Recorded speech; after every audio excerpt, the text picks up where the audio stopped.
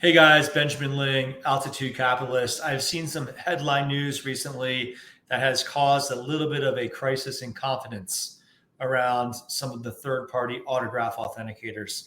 Personally, I think it's a little bit overblown for the most part. These companies do a fantastic job in offering their opinions on autograph authenticity.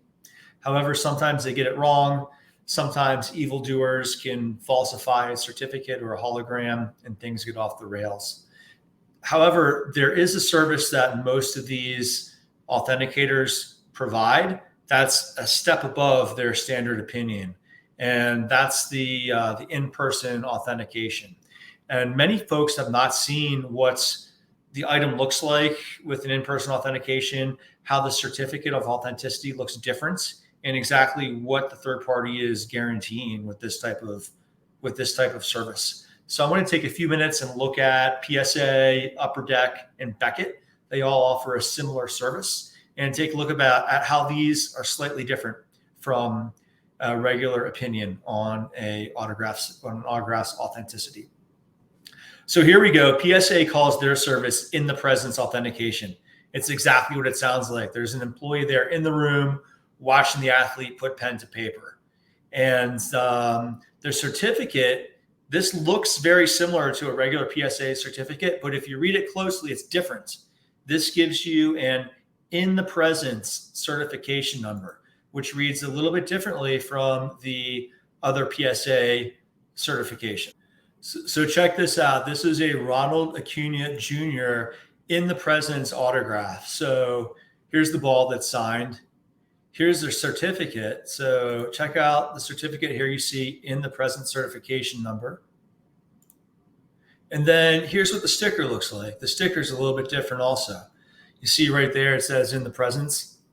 And you look this up just like any other item. You go to psacard.com, scroll halfway down the screen. You can just enter 1Charlie17395, and this will pop right up just like you're doing any other check of a PSA hologram number.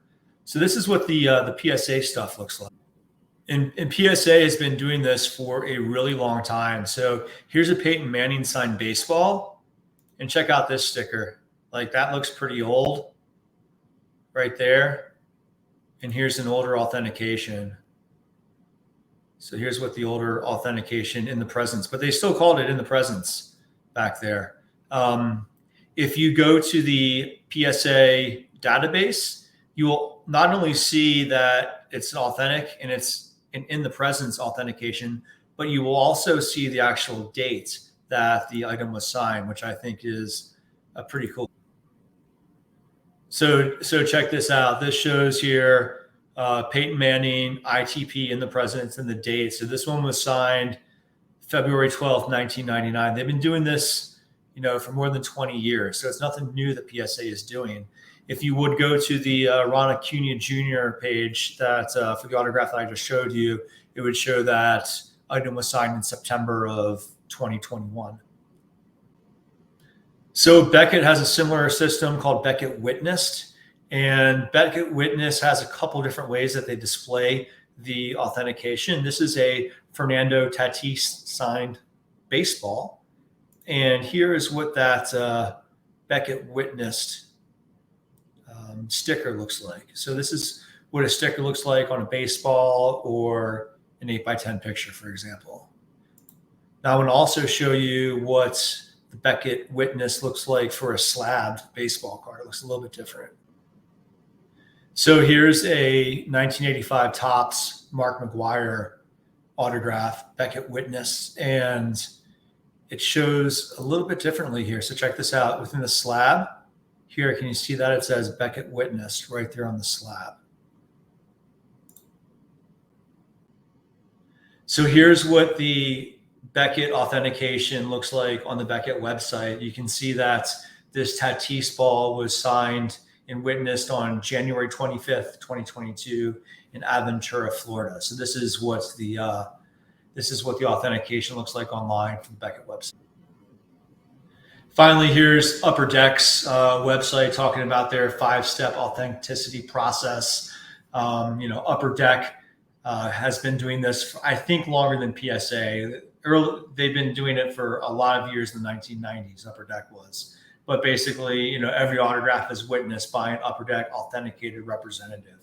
The big difference between the Upper Deck authentication and the other ones, Upper Deck authentication, generally they do it for sale of products on the Upper Deck platform, and these other third-party authenticators do the in-presence autograph on behalf of dealers, for example, who want to have a set of a bunch of Fernando Tatis Jr. baseballs to sell. So that's slightly different, but the concept is the same across all these platforms.